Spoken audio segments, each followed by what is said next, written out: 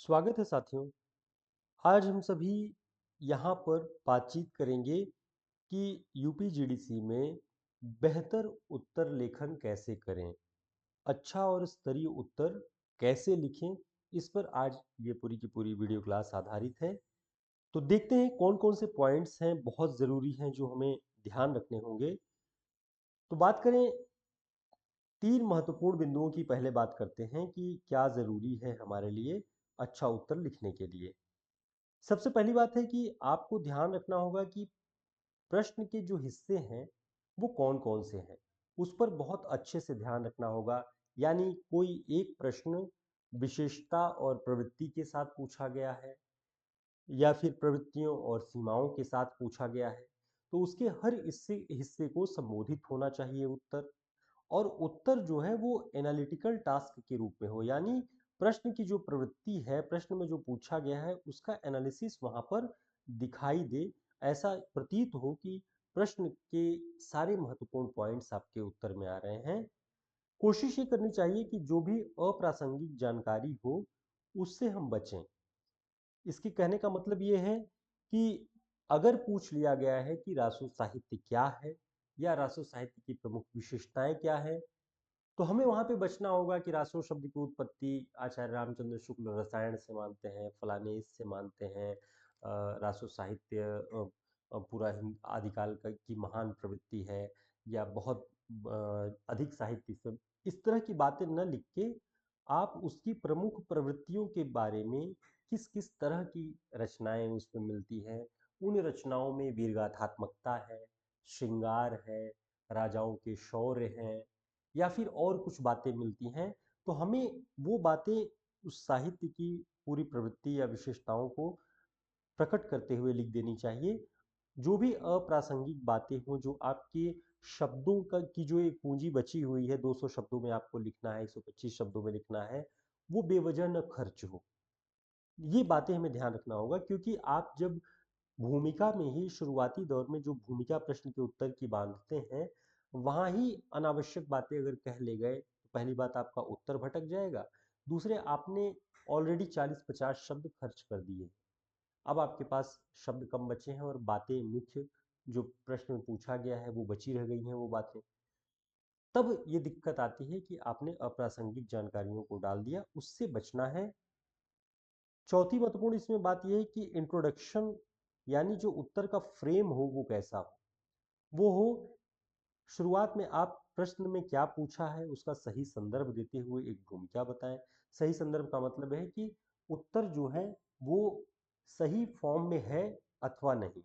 यानी आपने लिखा, मान लीजिए कि आचार्य रामचंद्र शुक्ल के अनुसार भक्ति काल या भक्ति को वो क्या मानते हैं, तो वहां पे इंट्रोडक्शन के रूप में आप सही संदर्भ दे पाएं कि वो इस्लामी आक्रमण के प्रभाव से मानते हैं या क्या मानते हैं, वो बातें इंट्रोडक्शन के रूप में प्रकट हो जाएं। वहां से दिशा निर्देश मिलेगा तो आप पूरे के पूरे सही मुख्य भाग को लिख पाएंगे। फिर इन सारी बातों पर आधारित एक आपका कंक्लूजन हो। तो जब इंट्रोडक्शन सही दिशा में होगा, मुख्य भाग आप बेहतर लिख पाएंगे, तो उसके अनुसार आप क्या कहना चाह रहे हैं, आपको क्या फैक्ट्स मिले थे, वो आप कंक्लूजन के रूप में रख पाएंगे।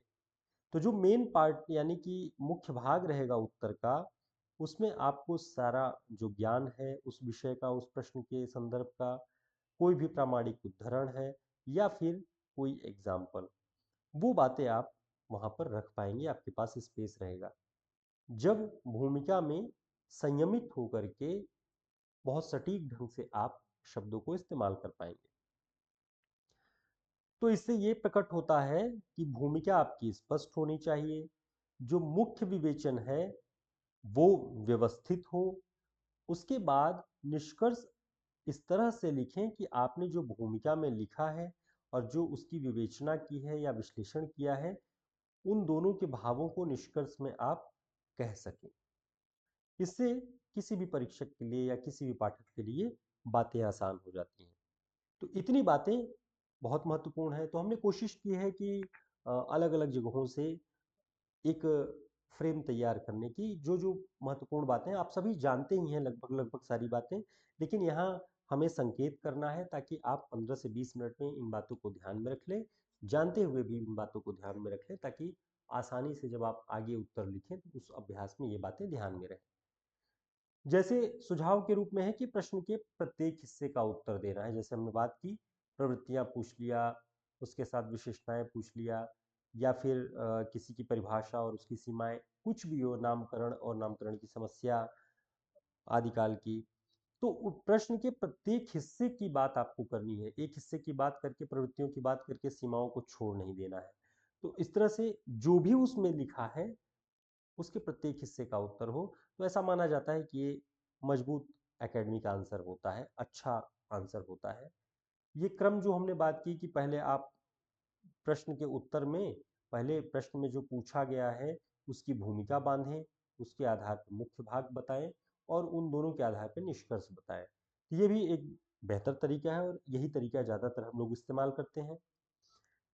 फिर बात आती है कि क्या हम एग्जाम्पल यूज करें या नहीं। तो रेलिवेंट एग्जाम्पल अगर आपके पास है या कोई प्रामाणिक कथन है तो आप उसको अगर वहां प्रकट कर देते हैं तो ये मजबूत आधार माना जाता है। लेकिन ध्यान क्या रखना है कि किसी कविता की पंक्ति अगर आपको 5 लाइन की याद है, 6 लाइन की याद है, तो पता चला कि आप तत्काल खुशी में उत्तर लिख रहे हैं और आपने खुशी खुशी में चारों पंक्तियां लिख दी, जिससे आपके शब्द खर्चे हो रहे हैं, आपके पास फिर स्पेस नहीं रह जाएगा बातों को कहने का।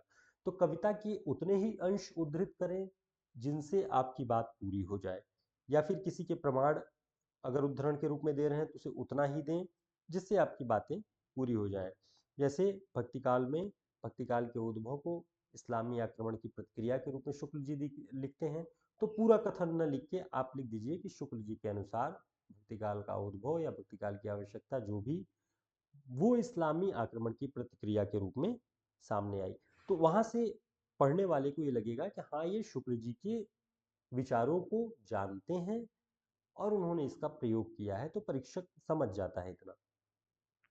उत्तर केवल वर्णनात्मक न हो, उसमें विश्लेषण भी जरूर हो आवश्यकता अनुसार, ये भी ध्यान रखेंगे। तारतम्यता बहुत आवश्यक होती है। जहां पर कोई वैचारिक आधार वाले प्रश्न आएंगे तो हमने जो बात की थी कि क्या पॉइंट्स में उत्तर लिखना अच्छा है या फिर पैराग्राफ वाइज लिखना अच्छा है, तो आपको ध्यान रखना है कि जहां पे प्रवृत्तियां, विशेषताएं, कोई आधार, प्रकार, इस तरह की चीजें पूछे तो आप पॉइंट्स में लिखिए। और अगर वैचारिक ढंग से पूछा जाए कि रहस्यवाद का स्वरूप क्या था, काव्यगत प्रवृत्तियां क्या थीं, या उनके काव्य का स्वरूप जो भी, उसको आप तारतम्य ढंग से वैचारिक आधार से लिखिए। लेकिन प्रवृत्ति, विशेषताएं, सीमाएं, प्रामाणिक आधार, प्रकार, ये सारी चीजें आप पॉइंट्स में लिखें तो वो ज्यादा बेहतर होगा, ये तरीका ज्यादा अच्छा होगा। स्पष्ट और अकादमिक भाषा, ये भी प्रश्न आता है कि क्या हम सामान्य बोलचाल की भाषा में अपने उत्तर को लिख सकते हैं, बहुत सामान्य भाषा रख सकते हैं।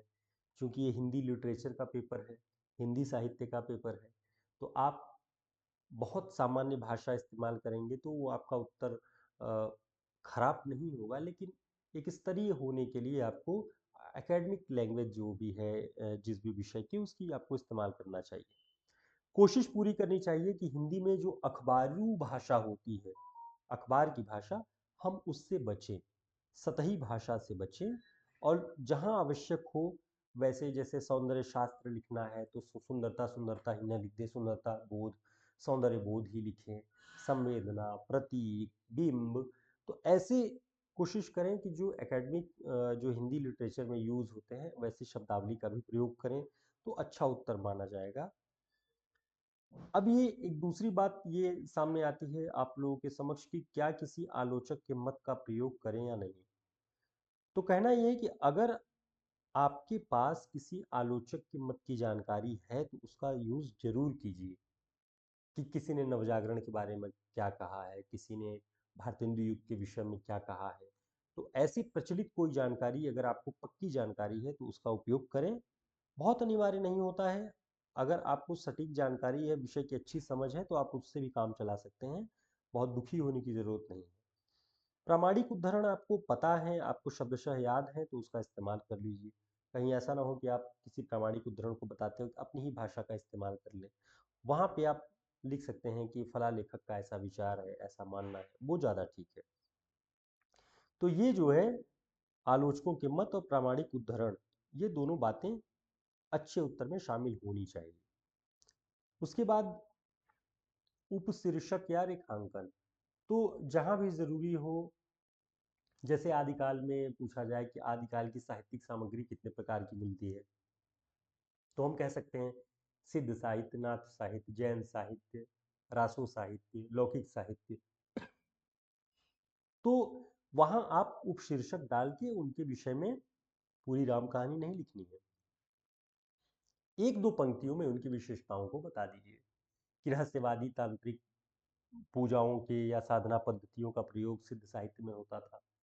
नाथपंथियों ने भी इंद्रिय निग्रह, कुंडलिनी जागरण, इस तरह की साधना पद्धतियों के माध्यम से अपनी शिक्षाओं का प्रचार किया। साथ ही आडंबर और जाति व्यवस्था तमाम चीज़ों का विरोध भी किया। इसके बाद रासो साहित्य में कि ये वीरगाथात्मक प्रवृत्ति की थी, यहाँ श्रृंगारिक रचनाएं भी मिलती हैं। तो छोटा छोटा परिचय देके आप अपने शब्दों को बचा के अंत में, क्योंकि आपको निष्कर्ष भी लिखना है, तो ये भूमिका एक फ्रेम है कि भूमिका को 10% या 15% रखिए, 60% से 70% आप मुख्य भाग को लिखिए जहां आपको विवेचन विश्लेषण करना है, और शब्दों को बचाए रखिए 15% शब्दों को या 20% शब्दों को निष्कर्ष के रूप में देने में। तो ये जो है ठीक ठाक रहेगा। कोई ऐसा नियम कहीं नहीं है, लेकिन ये माना जाता है, ज़्यादातर हम लोग भी ऐसा चाहते हैं कि बीच का हिस्सा उत्तर का वो गंभीर हो, पूछे गए प्रश्न की प्रकृति के अनुरूप हो, और निष्कर्ष के रूप में हम थोड़ी सी भी बात कहते हैं वो भी चलती है। निश्चित शब्द सीमा की बात करें, शब्द सीमा वो जीडीसी में दीर्घोत्तरीय प्रश्नों के लिए 200 शब्द है और लघुत्तरीय प्रश्नों के लिए 125 शब्द है। तो इतनी बातें हमें ध्यान रखनी होगी, एक अच्छे उत्तर लेखन के लिए बहुत ज़रूरी होती है। थोड़ी सी बात यहाँ पर भी करें अगर हम लोग, कि प्रश्न को अच्छे से समझना ये बहुत बड़ी जिम्मेदारी होती है। बहुत यहाँ से कई दुर्घटनाएं हो जाती हैं लोगों के साथ। जैसे वस्तुनिष्ठ प्रश्नों में प्रायः हो जाती हैं कि कौन सी ये प्रवृत्ति नहीं है या कौन सी शामिल नहीं है, तो हम जल्दबाजी में एग्जाम हॉल के प्रेशर में ये कर लेते हैं कि कौन सा है, लग रहा है पूछ रहा है, तो हमने ठीक से समझा नहीं। विश्लेषण करना है कि विवेचन करना है कि केवल उल्लेख करके छोड़ देना है, और हमने लिखना शुरू कर दिया, तो वहाँ दिक्कत हो सकती है। तो ये आपको यहाँ से सारी बातें ध्यान रखनी है कि क्या क्या पूछ रहा है, मूल्यांकन करने को कह रहा है या स्पष्टीकरण मांग रहा है। तो प्रायः विवेचना का मतलब यह है कि आप उसको विवेचित कीजिए, किसी विषय को हो उसको अपनी जानकारियों के अनुसार जो प्रामाणिक तथ्य मिलते हैं उसके अनुसार उत्तर को आगे बढ़ाते रहिए, लिखते रहिए। समीक्षा में आपकी अपनी दृष्टि भी समीक्षा मूल्यांकन में शामिल होगी। तुलनात्मकता के लिए आपको दोनों पक्षों की जानकारी होनी चाहिए। विश्लेषण का मतलब है कि आपको रेशे उधेड़ने हैं, उसके प्लस माइनस, उसके बारे में राइट रॉन्ग जो भी बातें कही गई हैं वो बातें आपकी जानकारी में है, तो आप उसको उसके रेशे रेशे को खंगाल सकते हैं। तो प्रश्नों की प्रकृति को समझना है, उत्तर की शुरुआत भूमिका से करना है, 2 से 4 पंक्तियों की सटीक भूमिका लिखें।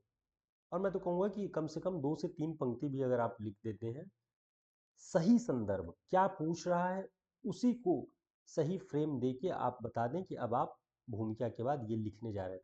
भूमिका अलग से हेडिंग नहीं डालनी है, मुख्य भाग अलग से हेडिंग नहीं डालना है, लेकिन पैराग्राफ आप चेंज कर देंगे। तो छोटे वाक्य लिखें, बहुत लंबे लंबे पैराग्राफ न लिखें, पैराग्राफ भी छोटे छोटे लिखें, ताकि जांचने वाले के लिए न लगे कि मैं बीच में कहाँ घुसूं, बीच में किस जगह से मैंने छोड़ा था, कौन सी जगह से मैं क्या ढूंढूं।